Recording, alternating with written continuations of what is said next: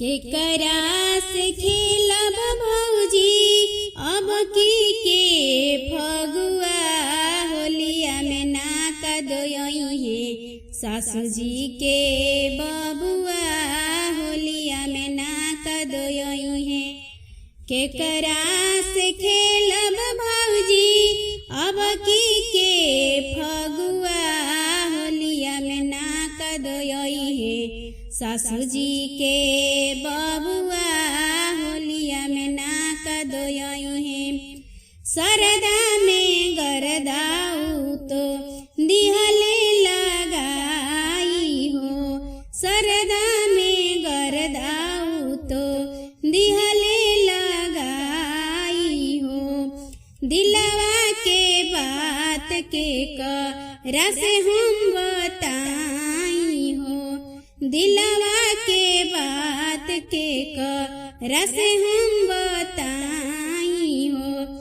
अगला गो रुपया पैसा, अगला गो रुपया पैसा तो सकया चदरा होलिया में नाका दोयई है सासू जी के बबुआ होलिया में नाका दोयई है सासू जी के बबुआ होलिया में नाका दोयई है। ना पाकी पुआ पूरी ना बनी खीरिया हो, ना पाकी पुआ पूरी ना बनी खीरिया हो। भेजले सड़ियावा बाड़े देहबा चिरिए हो, भेजले सड़ियावा बाड़े देहबा चिरिए हो। अगला गो जहिया जे ऊपर परो जहिया जे भेटाई जई है अगुआ होलिया में नाका दोयई है सासू जी के बबुआ होलिया में नाका दोयई है। अगला गो जहिया जे भेटा जई है अगुआ होलिया में नाका दोयई है सासू जी के बबुआ होलिया में नाका दोयई है सासू जी के बबुआ।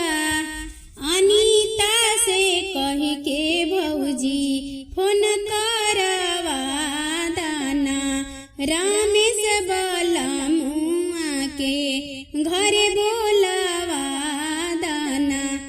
अनीता से कह के भौजी फोन करवा दाना रामेश बलमुआ के घरे बोलवा दाना। फोनवा के जितना लागी, फोनवा के जितना लागी ओके दुगना दीहब ठेकुआ होलिया में नाका दोयई है सासू जी के बबुआ होलिया में नाका दोयई है सासू जी के बबुआ। फोनवा में जितना लागी ओके दुगना दीहब ठेकुआ फगुआ में नाका दोयई है सासू जी के बबुआ फगुआ में नाका दोयई है सासू जी के बबुआ फगुआ में नाका दोयई है।